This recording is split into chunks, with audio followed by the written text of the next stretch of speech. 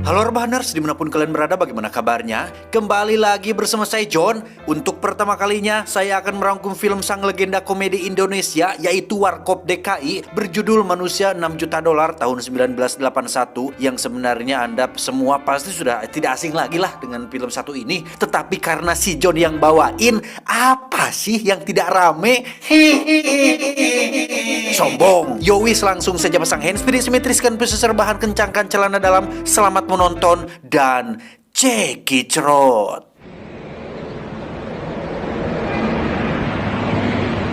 Berlatar di Jakarta tahun 1980-an, cerita diawali dengan memperlihatkan seorang pria bernama Indro yang tengah naik taksi sambil makan kacang, namun isinya dibuang, kulitnya dimakan.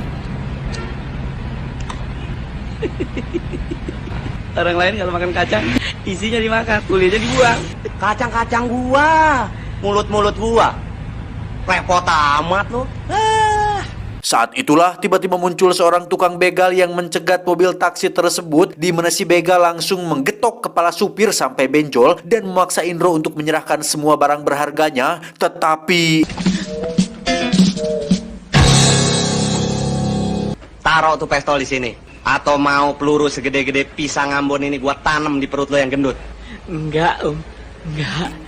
ya, Indro ternyata adalah seorang anggota kelompok detektif swasta khusus memberantas para bandit, begal, dan tukang culik, di mana si begal justru harus balangsak ketika tangannya diborgol pada mobil taksi tersebut. Potongan gendut kayak lo mesti belajar lari biar badan kurus. Bos, saya nggak akan jadi maling lagi, bos.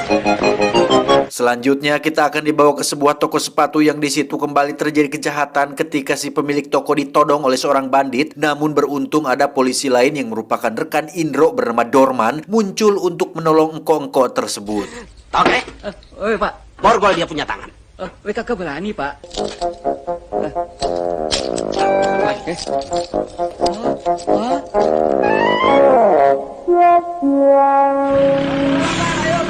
Kembali ke jalanan, alias anggota polisi ketiga bernama Dono yang secara kebetulan mendapati seorang begal yang secara terang-terangan mengembat perhiasan milik penumpang, yang ketika Dono mencoba mengejarnya, dia justru harus mengalami nasib naas tatkala dirinya terjatuh dan tubuhnya terlindas beberapa mobil yang membuat kondisinya mengkritis.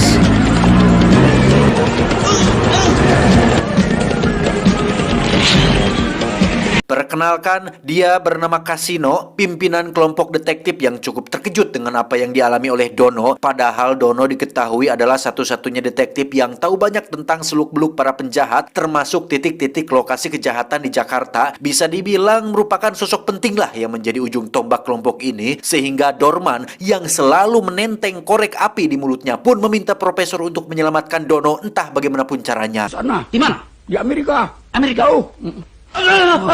Sorry. Profesor mengatakan jika ada satu cara untuk bisa membuat Dono kembali normal, namun harganya sangat-sangat mahal sekali dan penelitiannya memang sudah berhasil dilakukan di Amerika. Operasi ini bernama operasi bionik atau biological electronic, yang mana seluruh tubuh yang terbuat dari robot ini akan digerakkan oleh syaraf otak, sehingga membuat Dono bisa memiliki kekuatan dan kemampuan melebihi manusia pada normal pada umumnya ininya. Beliau mengatakan jika operasi ini akan memakan biaya 6 juta, yang sontak hal tersebut membuat Kasino dan anak buahnya tertawa. Namun 6 juta tersebut rupanya bukan dalam bentuk rupiah, melainkan dalam bentuk dolar, sehingga Dono akan menjadi seorang detektif dengan nilai yang sangat mahal, yakni manusia 6 juta dolar.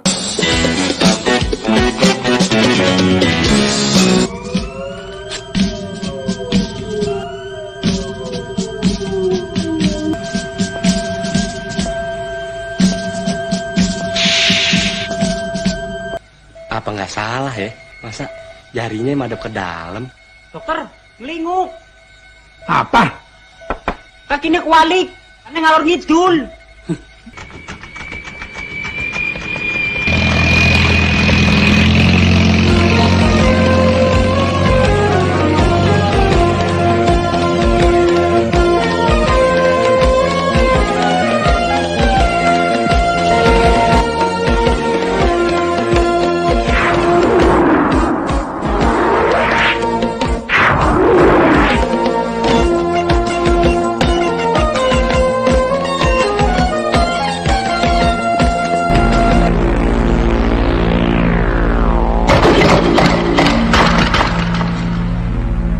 Beralih ke jalanan di mana di situ ada seorang tukang culik bernama Badrun yang tengah makan bakso tepat di depan sekolah Impres, di mana Badrun sedang mengincar target penculikan yakni anak orang kaya yang naik mobil. Di situ ada seorang anak berkepala pelontos yang selama 3 hari ini pengintaian selalu naik mobil, sehingga Badrun memutuskan untuk menculik anak tersebut.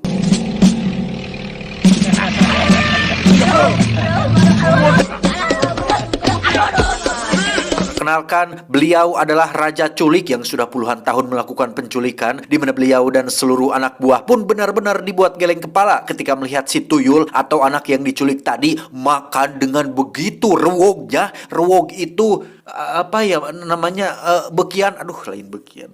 Makan banyak lah, sampai-sampai menghabiskan stok beras di markas mereka, sehingga Badrun disuruh untuk segera menghubungi kedua orang tuanya agar secepatnya menebus anak tersebut. Enak, Om.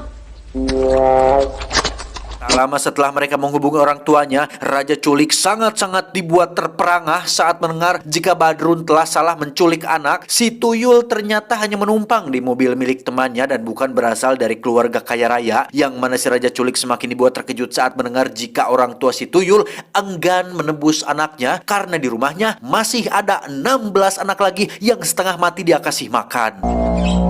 Bedain anak gembel sama anak cukong aja lu nggak becus. Gimana? Lu ngaku pernah nyulik anak lurah? Ada 16 anak lain yang setengah mati dia kasih makannya. Malahan Beralih ke kantor detektif, Kasino akhir-akhir ini sering mendapat laporan dari masyarakat tentang maraknya peredaran buku dan video porno, di mana Indro dan Dorman diperintahkan untuk terjun ke lapangan dan selidiki tentang kebenarannya, sementara Dono tetap disuruh diam di kantor karena sebagai polisi berbudget $6 juta, Dono tidak harus mengurusi urusan cepek nope seperti ini.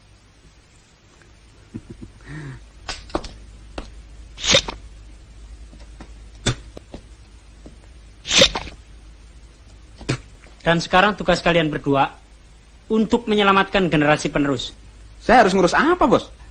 Kau tunggu saja nanti urusan yang lebih besar. Masa $6 million, men? Ngurusin soal cepen nope. Tekor dong.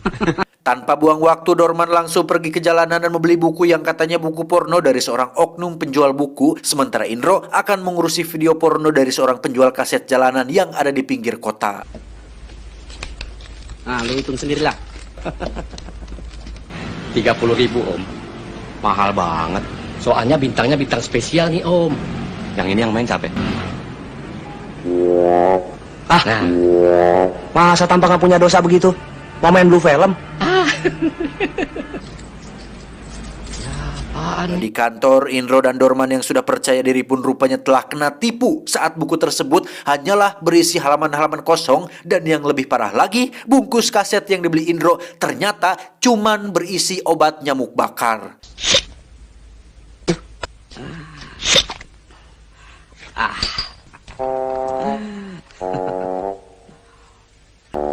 Buku porno dari mana ini? Dari Sweden lah. Kulit putih, buku naising putih. Turunkan kakimu.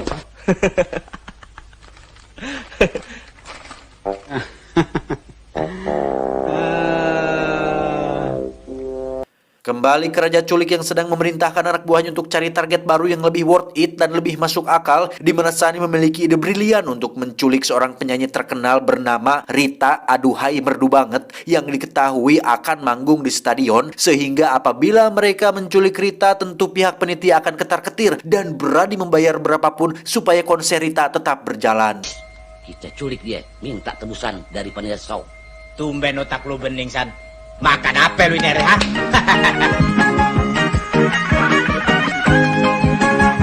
Banyak-banyak anak penjagi, cuma satu yang ada di dalam tansi. Banyak-banyak anak berjaki, cuma satu yang ada di dalam hati. Saat Rita akan pulang latihan, itulah muncul si robot alias anak buah Raja Culik yang paling kuat dan memiliki gigi tajam terbuat dari material baja, di mana Rita berhasil diculik sementara supirnya dibuat ngacleng sampai nyangsang di atas pohon.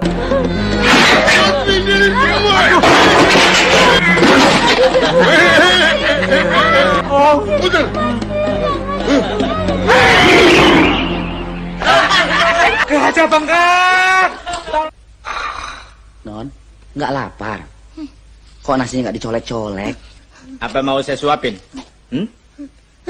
Nggak sudi, Ini perempuan mentang-mentang cakep, lagunya so banget. Gini-gini gua belum pernah diacuin sama cewek, tahu? Run dan kawan-kawan pun mengirimkan pesan secara manual kepada pihak panitia untuk secepatnya menyiapkan uang tebusan sebesar 25 juta rupiah, yang mana si bapak panitia ini pun justru lebih memilih melaporkan kejadian ini kepada kelompok detektif ketimbang kepolisian supaya kasusnya cepat ditangani dan Rita bisa tampil di konser nanti. Tolong ya, Pak. Tenang. Percayakan pada petugas.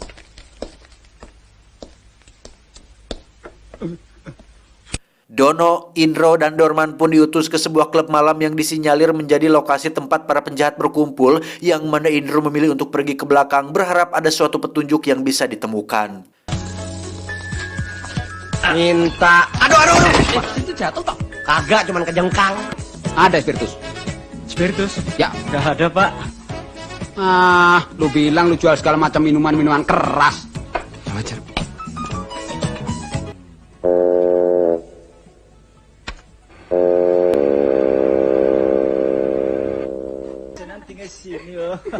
Halo.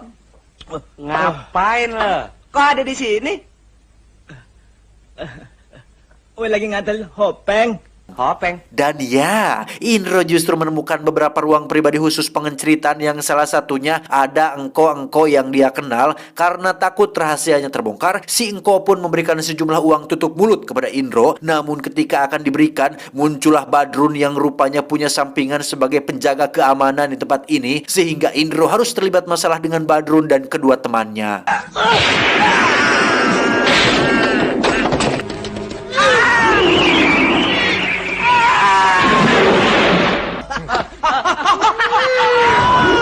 Setelah Indro dan Dorman dibuat babak belur oleh si robot, kini saatnya Dono yang beraksi, di mana Badrun memilih untuk maju duluan, yang justru harus membuatnya ikut tercebur bersama si Indro.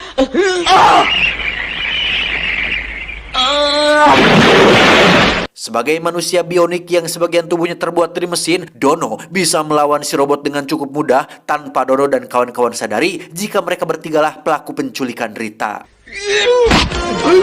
Kurang lu main berusaha, aduh, kurang lu, sakit nih gue, aduh.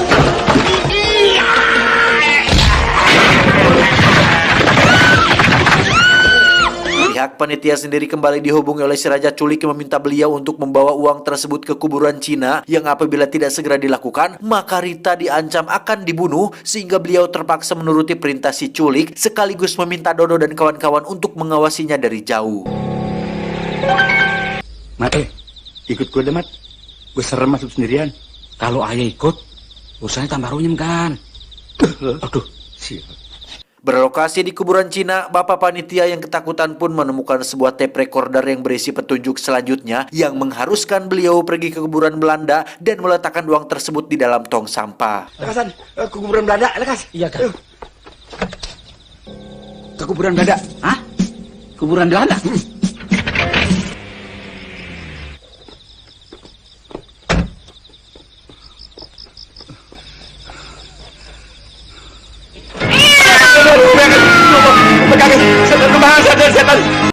Setelah uang tebusan berhasil didapatkan, Badrun CS pun segera kabur menggunakan mobil. Dono sempat mengejar mereka tapi harus gagal tatkala disemprot menggunakan Yamato.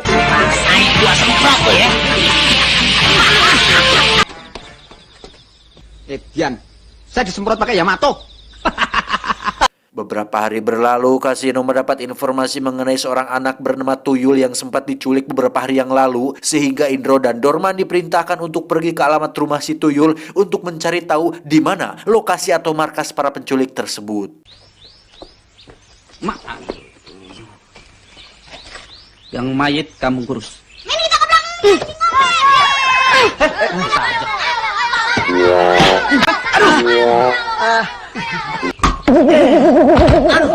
Yul, lu mau jadi James Bond nggak? Tapi ngomong-ngomong dijabar nggak, Om? Apa itu dijabar? Dibayar. Hei, lu yang ngajarin si Iwan ngejitak kepala si Koko ya? Bikinnya aja bisa, ngedidiknya nggak becus. Setelah si tuyul bersedia membantu, Dono dan kawan-kawan pun segera pergi ke lokasi markas para penculik yang di situ si Raja Culik langsung menutup jalan masuk menggunakan pintu baja sehingga dirinya dan si robot bisa kabur duluan membawa uangnya, sementara Badrun dan Sani tetap di sini untuk menjaga Rita dan menghadang Dono dan kawan-kawannya.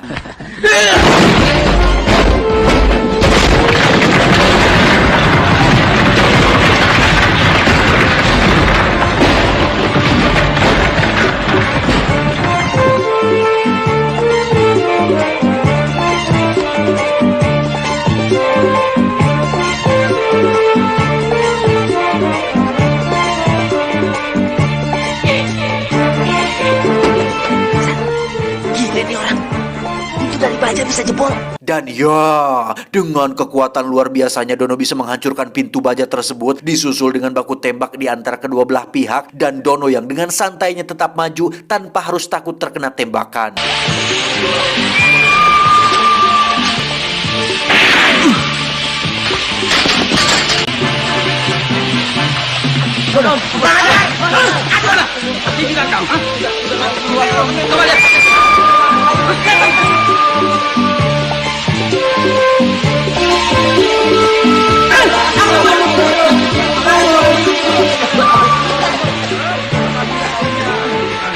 Dulu golok saya om lipet-lipet, sekarang senapan aja om kepang-kepang.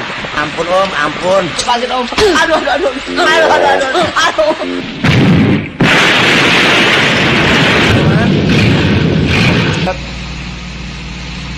Berlokasi di puncak Bogor di tengah kebun teh, Dono dan kawan-kawan berhasil menangkap si robot dan membongkor jadi pohon, sementara si Raja Culik memilih untuk kabur ke sungai tepat di lokasi sebuah tambak ikan.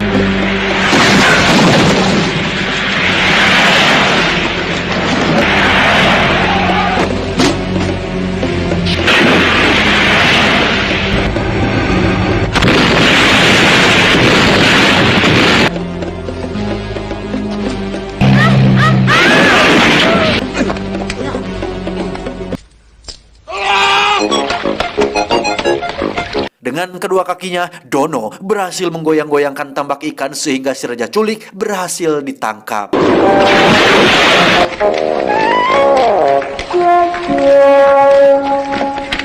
Bapak panitia sendiri nampak sangat risau karena Rita belum kembali, sementara konser sudah dimulai. Walah cilaka pokoknya. Namun tak lama muncullah Dono dan kawan-kawan yang berhasil membawa Rita kembali dengan selamat sehingga konser bisa tetap berjalan lancar. Di mana dia? Tenang, dia ada di kamar Yas, sedang ditekap. Ini Om. Kok jadi begitu sih Rita? Lucu.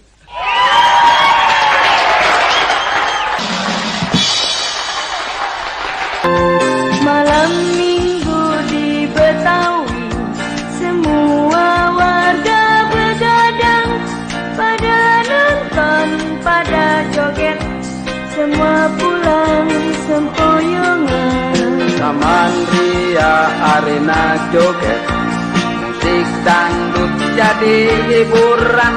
Kalau hati lagi kegaet, anak ini gak masuk hitungan. Bapak panitia sempat menawarkan sejumlah uang atas jasa mereka yang berhasil menyelamatkan Rita, tetapi kasino menolak uang tersebut dan justru menyarankan uangnya diberikan atau disumbangkan kepada orang tua si tuyul yang memiliki 16 anak agar supaya mereka memiliki kehidupan yang lebih baik dan bisa mengenyam pendidikan yang lebih layak. Pokoknya oke deh bos, KO bos.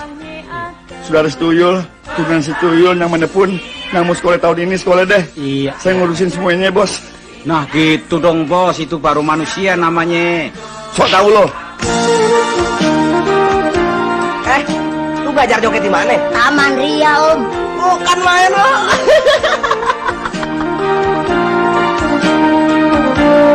Tamat ending yang cukup mengdonokan. Dalam film ini, Ali Shahab sang sutradara dan kawan-kawan warkop tetap berusaha menyentil keadaan sosial dengan bijak. Salah satunya yaitu saat Bapak Panitia lebih memilih dan mempercayakan kasus penculikan Rita kepada kelompok detektifnya kasino ketimbang polisi. Padahal dalam sepanjang film tak ada keterangan yang menyebutkan mereka terafiliasi atau terkait dengan kepolisian. Ini menimbulkan pertanyaan kenapa Bapak Panitia tidak langsung meminta bantuan polisi, padahal polisi punya kesatuan reserse sendiri. Nah, Bagian cerita ini rupanya bisa dimaknai tentang lemahnya tingkat kepercayaan masyarakat kepada aparat keamanan yang resmi akibat banyaknya kasus yang Anda bisa lihat sendiri dan baca sendiri di Google. Tak hanya itu, pada sebuah adegan di ujung film dengan masih bernada bijak, Kasino menolak menerima uang sebagai tanda terima kasih dari bapak panitia. Ia malah menyarankan uang itu disumbangkan kepada tuyul dan adik-adiknya yang berjumlah belasan untuk biaya sekolah, yang hal ini bisa dimaknai dengan sindiran tentang persoalan kemiskinan di Indonesia yang faktanya masalah sosial memang selalu ada di setiap zaman Indonesia tercinta kita ini. Kemiskinan jadi isu yang menarik pada tahun 1981 karena kota Jakarta memang sedang terbelah. Di satu sisi ada wajah kota yang sangat modern dengan gedung-gedung pencakar langitnya. Di sisi yang bersebelahan langsung dengan kemodernan itu ada wajah kampung yang masyarakatnya masih harus pinjam uang dari tetangganya demi menanak sebakul nasi, yang mana kondisi kehidupan kota yang ironis tersebut sempat digambarkan dengan baik oleh Zuman Jaya dalam film berjudul Sidul Anak Modern tahun 1976.